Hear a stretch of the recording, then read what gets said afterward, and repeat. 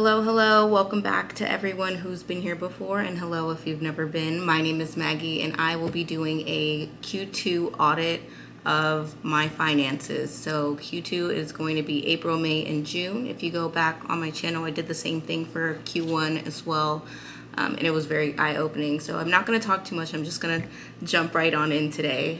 So let's get started. In April, I got 2 paychecks. The first one is significantly higher, and my checks typically do not look like this. It's just that I got a bonus in April, so that's why it's a little more meatier.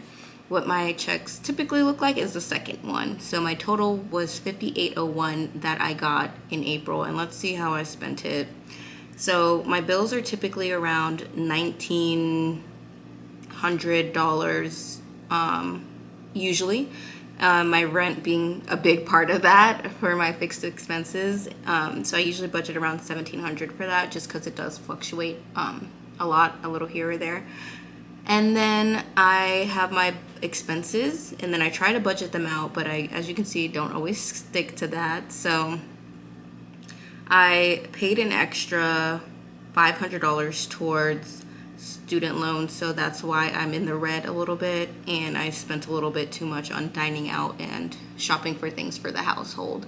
I also opened up a emergency savings account, a high yield savings account, which if you don't have one already, I do recommend, especially high yield savings accounts, because they give you extra interest, so your money's compounding a lot more than a regular savings account. So I use Wealthfront. I will link it down below if you want to look at it. This is not, sorry, this is not sponsored, but in case you did want to browse around like I did, I found that they offered the highest percentage back, and it was free to open. So, and they're also FDIC insured. So make sure you weigh all your options before you do sign up for a high yield savings account and contribute as much as you can. Going down on the right, I have just a little snapshot of my debts and my savings, which I will be making this look a little better in the future. I just don't like how it's not very user friendly, but I did want to have a snapshot to kind of track where my debts are. I'm currently have a balance of $19.75 for Discover, 0 for Chase, and then $13,817 for student loans. If you look in April, my rent was $1,663, which was about 35% of my income. And that is, I think I went over a bit more of my spending, but this is a little snapshot. You can see I'm at TJ Maxx and Walmart a lot in Burlington. Those are my favorite places to shop, but that's what I was doing in April. So I'm going to scroll back up and go to the top left, and then you'll see what my total income to expenses ratio is. So in April, I spent $5,217, and I brought in $5,801. So I am in the black, $583. But mind you, I got a bonus that put over $1,000 into my account. So that's, was it that much? Baller. Okay. I didn't even get to look at that for real. So moving on to May, I had a standard paycheck. This is typically what I make in a month, and it went down to $45.11. And I'm gonna just scroll down. As you can see, I budgeted, I was a little over budget. Well, no, it's around $1,900 like I typically say. I just carry this over every month. And then I have the expenses, and the expenses, you can see I spent $1,000 over my limit, which is crazy, but I had obviously made some purchases. So let's look at what I purchased. So we have rent, $1,675, and I bought a laptop, which was $850. So there you go. And then I am pretty aggressive at paying down debt, so I made a $300 payment to Discover. And what else did I do? A $294 payment to Chase. And yeah, so that's essentially it. Or those are my main things. Oh, travel 109. I went to New York, so I was on a luxury travel bus. It was nice. It was very comfortable. Enjoyed myself. And This is the new snapshot. So for May, I am now at 1,100 for Discover and 109 for Chase.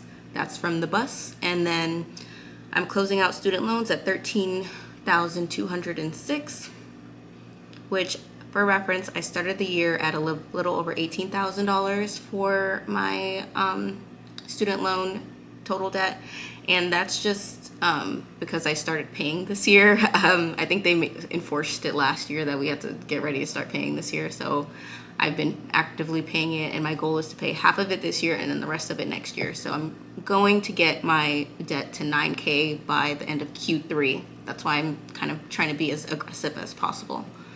Okay, so we're back at the top left, and as you can see, I brought in 4511 like I said, and I spent 4814. So I'm in the red 302, which, you know, happens. And I don't know if I said it before, but I try to only budget what I actually see coming into my checkings account, not what's already in there. So if I have anything left over, I don't count that. I don't count my regular savings account, and I don't count my HSAs, 401ks, any of that. When I do these little breakdowns, I just try to, you know, work with what I have, work with these two checks. So May 9th, So yeah, like I said, I'm in the red 302 for the month of May. Moving on to June.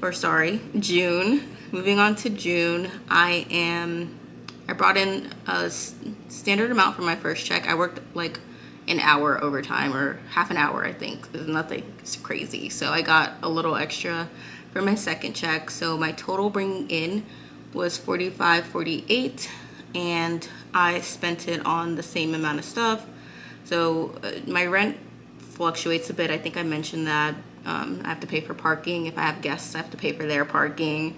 And it includes like water and sewage, which fluctuates by a couple dollars every month. That's why it's kind of goes up and down, but it's typically around the $1,700 area.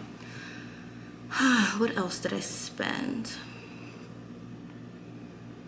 I was out dining a lot, as you can see. I was over $244 for dining out, and I made an extra payment for my student loans as well. So that is a bit over.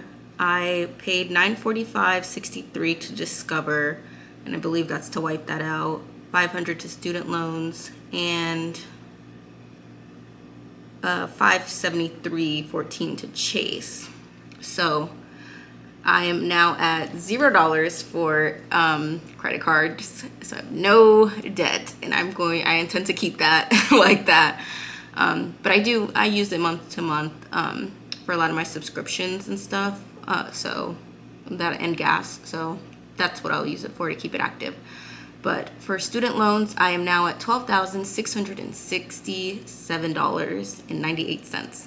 So it's gonna be easy. I have 11, 10, 9, 3 more thousand to pay off by the end of October.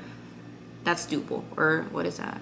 July, August, September. The end of September, I can do that. I can definitely do that. So I'm excited. Then I can start saving that money that I've been throwing to my student loans and using that to put in my high-yield savings account or contribute extra to my 401k.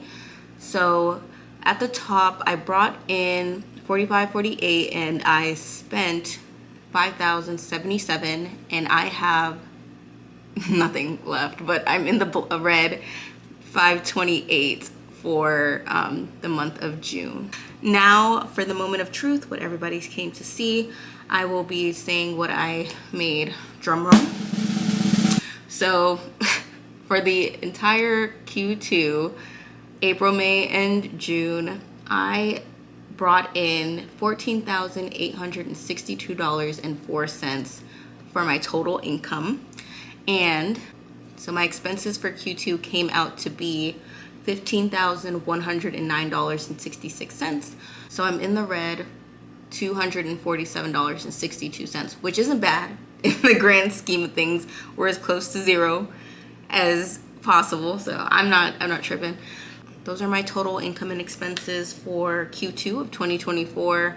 My next video will probably be breaking down a little bit more of how I put this budget together. I need to be a little bit more realistic and maybe probably up the student loans, just so I'm not in the red so much.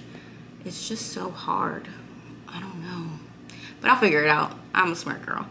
But thank you all for your time and spending your day with me. I really appreciate it. And if you wouldn't mind subscribing, that'd be great. Like the video, comment, let me know if you use a tracker or if you use pen and paper for your budget, or if you just kind of wing it.